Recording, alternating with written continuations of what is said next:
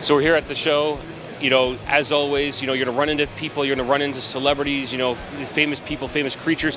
One of those things is here at the Mattel booth. I managed to run into some Pokemon, including Pikachu, because come on, superstar. He's right here. Pikachu, how you feeling about the show this weekend? Pikachu. All right. Pikachu's rocking it out. He's loving it. He's having a great time. I'll just follow up here with his good friend Bulbasaur, see how he's doing this weekend. Bulbasaur, how you doing? You got any biscuits for sale in there? Excellent. Bulbasaur, how you feeling about the show overall? You've been enjoying it? You hanging out with all your buds here at the booth? I'll kill my mother. So Jay, of course, you're a big fan of tons of different sci-fi and comic books and whatnot. You hit a lot of conventions. What is it about the convention crowd that brings you back? I was just telling the gentleman before you, it's pretty I don't know. It's just awesome to the interactions and the stories that.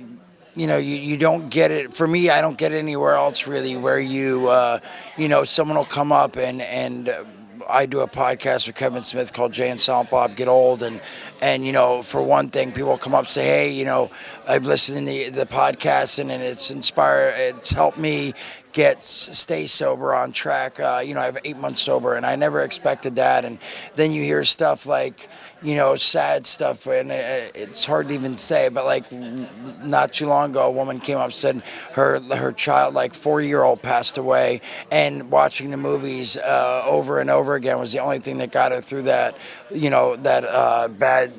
bad time, and not get over it, because you don't really get over that, but I'm just saying it helped her stay. It's nice. I get a handful of military people. Kevin and I will get people coming up saying, hey, we were in Afghanistan and it was miserable and hard and scary, and Jay and Bob Strikes Back, we'd watch every night and it helped us get through it. So stuff like that, man, you hear stories like that, and it's just amazing, because again, when we were shooting the movies, or when I was shooting the movies, or when we're doing the podcast, it really was us having fun and us making entertainment, but not expecting it to really hit that hard at home and stuff. So again, that's a big reason I like coming to these. It's you get to hear lots of cool stuff like that, and then you get just to hear fun things like, hey, I busted my cherry watching Clerks. That's always fun, getting to hear someone getting their cherry popped, with me in the background going, sneaks to the douche, and the guy's like,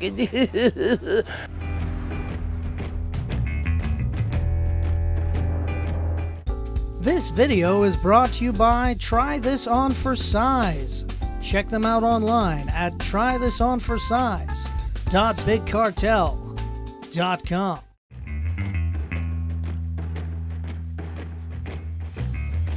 When you were working on Rocket, obviously sounds like you had a fun time. I've noticed that on Instagram and on your social stuff, you've been putting up a lot of panel drawing stuff. As an artist, have you really enjoyed doing that, in Instagram and the social media, showing to the fans all of the work you're doing as you're building the issue? Yeah, it's really fun. It helps break up the monotony in my day, and people seem to really respond to it. I'm approaching Rocket in a new and fun way that they might not have given the thought to check out beforehand. We're doing something really different with the character. It's it's noir, it's double-fisted, and they may not have gone to a store to pick up the comic, but if they're following me, they have a chance to see that there's something that they're missing out on. And also too, people are often mystified by how artists work, and I think I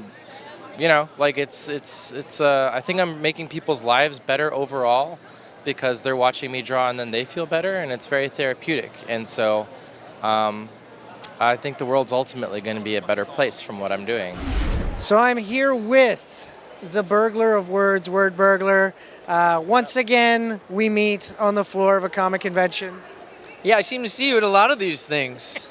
I might suspect you were a geek if I didn't know better. Yeah, what a surprise, definitely. Now, it's been a great year for you, specifically because of the release of a certain music video. Yeah, we've got a brand new video called Narc High Score in Nintendo Power. I, of course, had the high score in Nintendo Power as a child. So just like the video game where you could choose from a blue character or a red character, we made the vinyl blue and red. Isn't that pretty? That's pretty awesome. Look, it's vinyl. That's very I love nice. vinyl. I love vinyl. It's good. We're very excited about that. Peter Project, aka Coins, produced the track, and yeah, the video is online now. You can check it out. Rosemary Brennan directed it, and I don't know, it's pretty exciting. Right now, so how long was the process for them to put together the 8-bit video for you? You know, it was on and off for about a year.